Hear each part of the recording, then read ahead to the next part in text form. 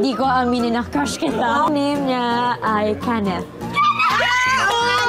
Finding Kenneth. Ito ngayon ang ginagawa ng fans ng kapamilya superstar na si Catherine Bernardo. Makaraan niyang isapubliko ang pangalan ng kanyang kauna-unahang crush. Sa episode ng Pilipinas Got Talent, ibinuking ng judges na sina Catherine Bernardo, Donnie Pangilinan, Eugene Domingo at Freddie M. Garcia o FMG at host sa sina Melay Cantiveros at Ruby Domingo kung sino ang kanilang mga unang crush. Sina Eugene, Melay at FMG ay pare-parehong nagsabi na ang kanilang unang crush ay kapitbahay nila noong kanilang kabataan.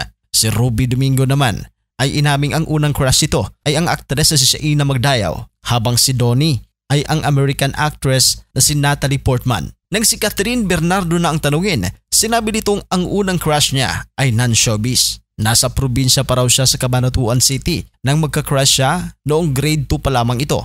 Ngunit hanggang paghanga lang daw ang ginawa ni Catherine dahil hindi kailanman nalaman ng kanyang crush na gusto siya ng aktres. Sa puntong ito ay pinilit ni Melay si Catherine na sabihin ang pangalan ng kanyang first ever crush. Hindi naman nagdadalawang isip ang aktres na ito'y pangalanan at dito nga sinabi niya na Kenneth ang pangalan. Ang name niya ay Kenneth.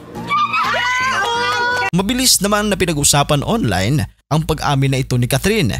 Sa Twitter, mapapansin ang kanya-kanyang paghahanap ng netizens sa Kenneth na sinasabi ng aktres na dati nitong crush. May ilang netizens pa ang nakahanap sa di umano'y Kenneth na sinasabi ni Catherine. Ayon sa kanilang paghahanap, doktor na raw ngayon ang dating crush ni Catherine.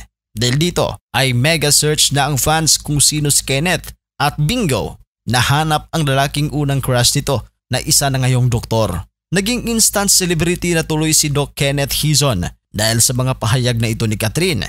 Nakakaaliw ang fans dahil hanap din nila ang yearbook ni Catherine at ni Kenneth noong grade 2 at pinagtabi pa ito.